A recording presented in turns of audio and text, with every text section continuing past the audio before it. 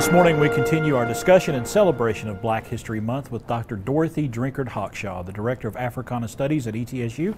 Welcome, Doctor, to Daytime Tri-Cities. Thank you. It's my pleasure to be here. Let's talk about your program. I want you to brag about it. Tell us what the program's all about.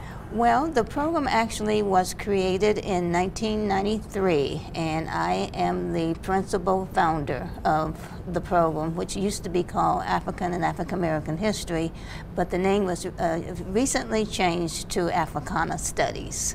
And I was telling you, doing my research, you have an extensive faculty list for this Yes, program. Because it's an interdisciplinary program. We have courses in just about all the departments in the College of Arts and Sciences. In literature, we have African literature. In music, we have jazz. In sociology, we have minorities. In political science, we have political black thoughts.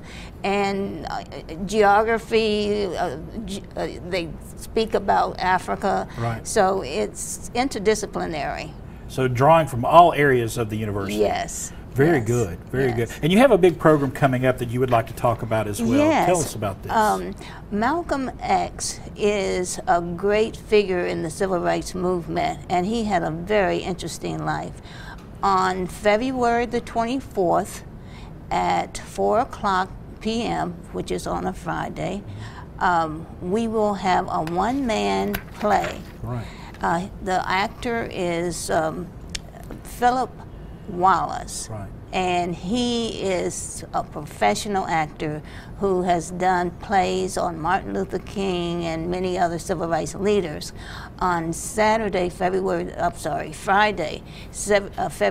24th, right. He's going to do a one-man play on Malcolm X. And for many people who have not heard of Malcolm X, he went through many changes in his life, right. And the actor is going to go through those changes. Malcolm X actually was born in Nebraska at the 1925, and he was assassinated in 1965.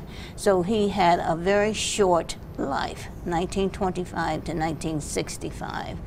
And he went through many changes, as I said, through his life.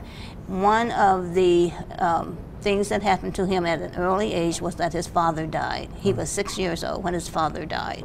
And then his mother became mentally ill.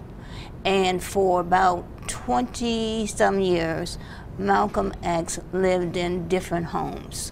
He traveled around the country. And as a teenager, he got into a lot of trouble. Right. And he spent a lot of time in juvenile homes. He finally went to Boston and lived with his sister for a short time, but he got in a lot of trouble in Boston too, and he ended up in jail at age 20. Wow.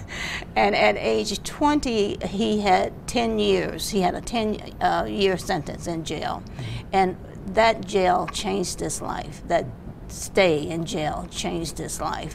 He became involved in Islam. And at that time, it was called the organization that he joined was called the Black Muslims. And it was run by Elijah Muhammad. And I don't know if you know much about the Black Muslims, but they believed that all whites were evil and that blacks and whites should be separate. And so that was what Malcolm X learned when he was in that jail. And he actually became part of the Black Muslims under Elijah Muhammad for a short time. Dr. Hawkshawe, thank you so much for stopping by today and sharing this with us. It is free admission to this event. It's being held at the Reese Museum on Friday, February the 24th.